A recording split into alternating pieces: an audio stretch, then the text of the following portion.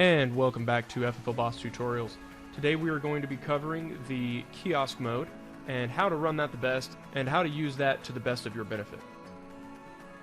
To start off, we want to come over here to the left hand side of the screen and click on Start 4473.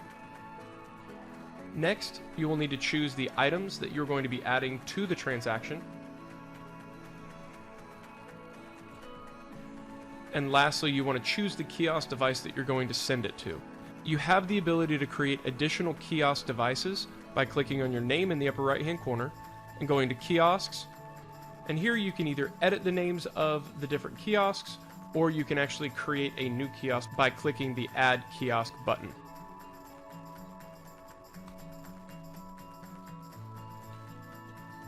So let's go ahead and add that item back.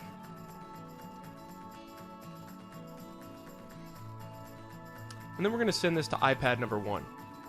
Once we have done that, we want to launch the kiosk device, and the way that you'll do that is by clicking on Launch Kiosk and then typing in a PIN. Whatever PIN you type in to lock, the same PIN needs to be used to unlock. Now here's where you will have your customer fill out their information, answer all of the questions, and then sign their name down at the bottom, and then they will click Save and Continue. Once they do so, the pending 4473 will show up for you as a pending. In the spirit of saving time, I have pre-filled out all of the information for this particular customer, and now what we want them to do is answer all of these questions, which is what they will do in the kiosk mode. And then lastly, they will just need to sign their name here. Once your customer has submitted their information for the kiosk device, it will show up here on the pending 4473's page, where you can now click Review 4473.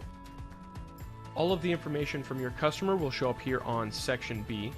If they've entered anything incorrectly, you can click the Edit button, and your customer can then edit any of these fields up here at the top. The questions, however, are not able to be edited. If your customer answers any of those questions in a way that prohibits them from buying a firearm, you will have to have them fill out a new form or prohibit them from buying a gun from you. Now on this next page here, this is where we will show the guns being listed. We want to put the driver's license information and run the background check. If you are in a state that allows you to use NICS or the LEAP Law Enforcement Enterprise Portal in order to run your background checks, you can download our Google Chrome extension, which is located on the Chrome Web Store, and then under the account settings, you can put in your LEAP credentials, and then the system will automatically log in for you and run that background check, like this.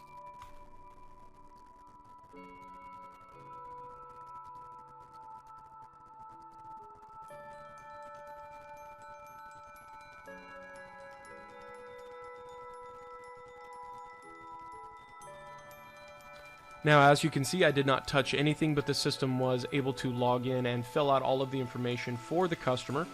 The last step would be to click the Submit button. However, in this particular situation, the system did not recognize that it was a driver's license number. Once in a while, the LEAP platform does not recognize the designator that we have, which is DL. If it doesn't, just select the identification that it is, and then click Submit.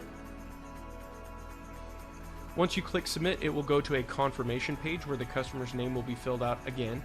Then you can click Submit a second time. I'm not going to do this because it would submit a background check request for a fake person.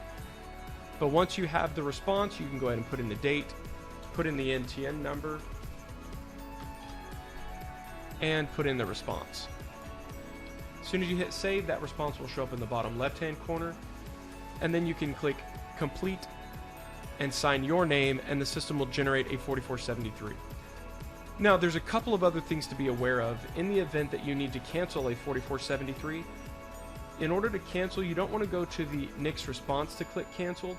You'll want to click Record and Cancel, which will cancel that 4473, but not as a background check NICS response. So let's go ahead and complete this one. We'll sign our name here. And there you see the 4473 has been generated, and that is able to be printed off at any time, but you are supposed to print that off as soon as you are finished with it. If we go to the dispositions page, those 2 firearms have been disposed to that particular customer, referencing that 4473, and these forms can be clicked on from this page to go directly to those forms to be either reprinted or just to reference. Now let's say that you have a disposition that is erroneous. The way to remove a disposition, it is a little bit of a process, and we did it intentionally so that it doesn't accidentally get done, but you'll remove the firearm first, and then you can delete the disposition after the firearm has been removed.